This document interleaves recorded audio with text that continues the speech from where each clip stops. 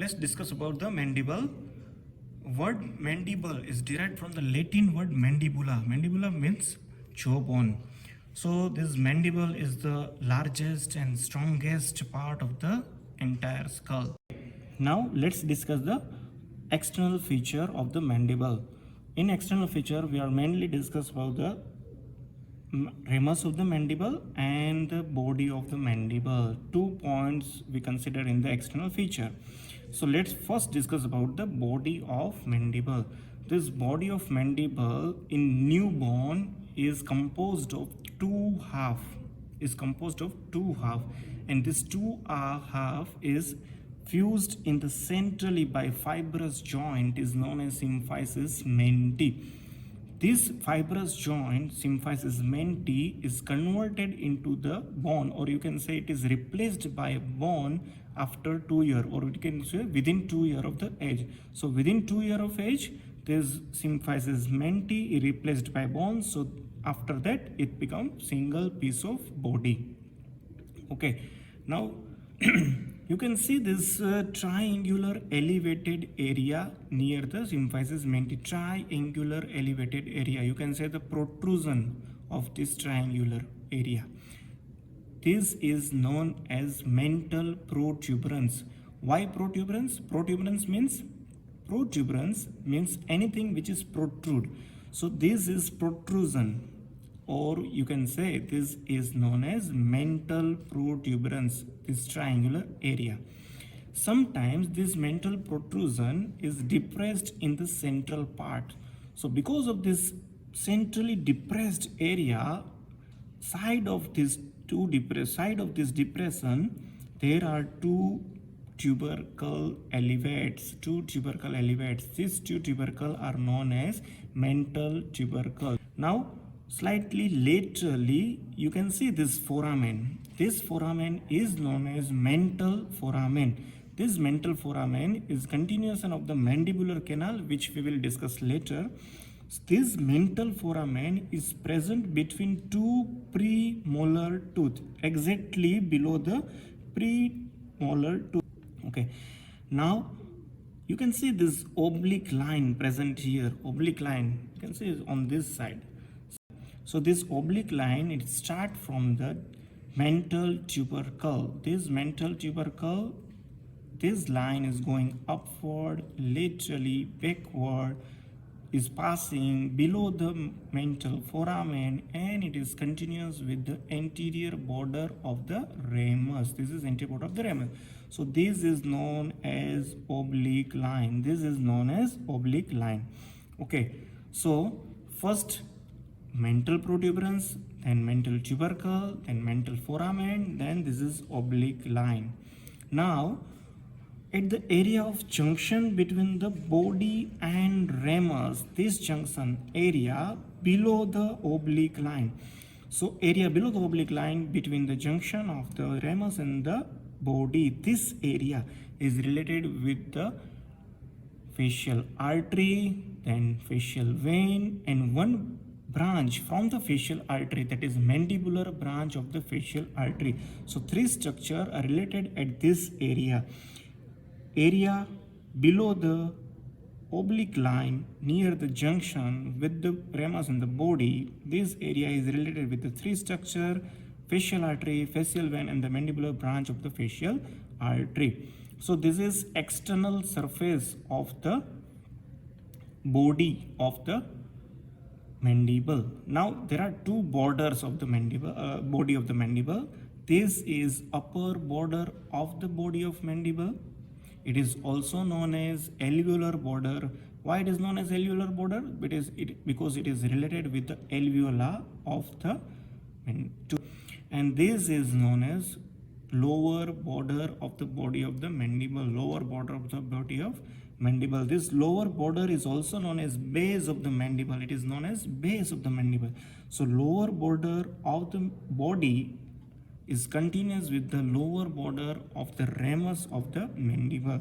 So continuously lower border of the body and lower border of the ramus is from the base of the mandible. Now in the lower border in the lower border near the symphysis menti area, we can see this small depressed area on either side of the menti. In the symphysis menti, either side of the symphysis menti, we can see these two small depressions. These two fossa, small fossa, is known as digastric fossa, which is present in the lower border near symphysis menti. On the either side of the symphysis menti, small fossa. This fossa, these two fossa, is known as digastric fossa. So body having a upper border or reliever border, lower border of the base, external surface. Now we'll discuss about the internal surface of the body of the mandible. In internal surface, we can see this clearly seen, this oblique line which start from the just near the symphysis menti and then going upward. From the symphysis menti going upward, backward, laterally, this oblique line. This oblique line is extend up to the just below the last molar tooth, just below the third molar tooth, this oblique line. This oblique line is known as mylohyoid line. Mylohyoid line. By this mylohyoid line, this internal surface of the body is subdivided into two parts, upper fossa and the lower fossa. Upper fossa is known as sublingual fossa because it is present just below the tongue. So this is sublingual fossa, and below that line, this fossa is known as submandibular fossa. Now you can see that just behind the symphysis menti, there are spinous area, tubercular area. So there are four tubercle present, two superior tubercle and two inferior tubercle present just behind the symphysis menti. These tubercle are known as genial tubercle. So two superior genial tubercle and two inferior genial tubercle. Okay, so this is about the body of mandible. Now ramus of the mandible. Ramus of the mandible is vertically upward from the posterior side of the body. This is ramus of the mandible. Ramus of the mandible having a four borders. This is superior border which is notch like superior border. This is anterior border. This is posterior border, and this is lower border, or you can say the inferior border. So there are four borders: superior, inferior, anterior and the posterior borders of the ramus of the mandible. Now there are two surfaces. This is outer surface, or you can say the lateral surface of the ramus of the mandible, and this is inner surface, or you can say the medial surface of the ramus of the mandible. You can see these two projections from the upper part of the ramus are seen. These two processes in the upper part of the ramus, anterior process and posterior process. Anterior process is sharp and projected upward and sharp tip on the superior side. So this process is known as coronoid process, and this posterior process is known as condylar process because it looks like a condyle, and it is articulate with the base of the skull or form the temporomandibular joint. So this is condylar process and this is coronoid process. Between these two processes there is superior border of the ramus which is notch like, and this notch is known as mandibular notch. Anterior border of the ramus is continuous with the oblique line of the body. Posterior border is thick and slightly rough near this lower end, and this is lower border of the ramus. So between this posterior border and lower border of the ramus, here we can see this angle. This is known as angle of mandible. This angle of mandible is normally, or you can say in adult, this angle is about 110 to 115 degree. But in the pediatric age, you can say before the permanent tooth appear, this angle is slightly more, around 140. And in the after loss of tooth, in the geriatric and the old age after loss of tooth, this angle is again increased up to 140. So in adult, this mandibular angle is 110 to 115 degree, and pediatric and geriatric age, this angle is 140 degree. Now, inner surface of the ramus of the mandible, inner surface. You can see in the inner surface, this is mandibular canal. You can say first this is mandibular foramen. This is known as mandibular foramen. Okay, this mandibular foramen is present exactly in the center of the ramus, this mandibular foramen. This mandibular foramen is guarded anteromedially by this triangular tongue-like projection. This is tongue-like projection. So this mandibular foramen guarded anteromedially by this triangular tongue-like projection.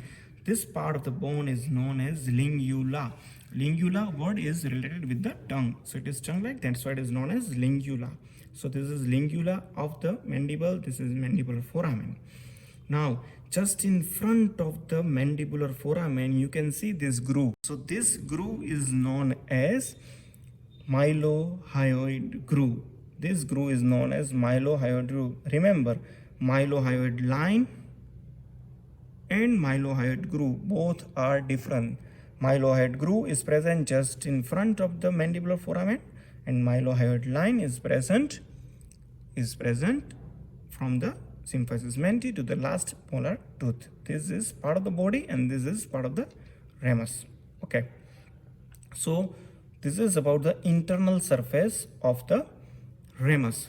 Now something about the condylar process. This condylar process articulate with the base of skull temporal bone, so that form the temporomandibular joint. This is upper part of the condyle is known as head of the mandible. This is known as head of the mandible, which axis of the head of mandible is exactly right angle with the axis of the ramus. So this is head. Below the head there is a constricted area. This area is known as neck of the mandible. So this is head of the mandible. Below that constricted part, neck of the mandible. Okay, so just in front of the head, or you can say in the neck, this small fossa in the anteromedial aspect of the neck. This small fossa is known as fovea.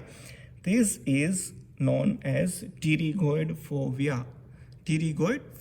This is pterygoid fovea. Why that is known as pterygoid fovea? Because lateral pterygoid muscle is inserted into pterygoid fovea, which we'll discuss later on. So head, neck, pterygoid fovea. This is about the condylar process. This is coronoid process, having a tip, anterior border, posterior border, lateral surface, and inner side it is medial surface. So these are the borders and surfaces of the two processes. So I think that's all about the external feature of the mandible. Thank you.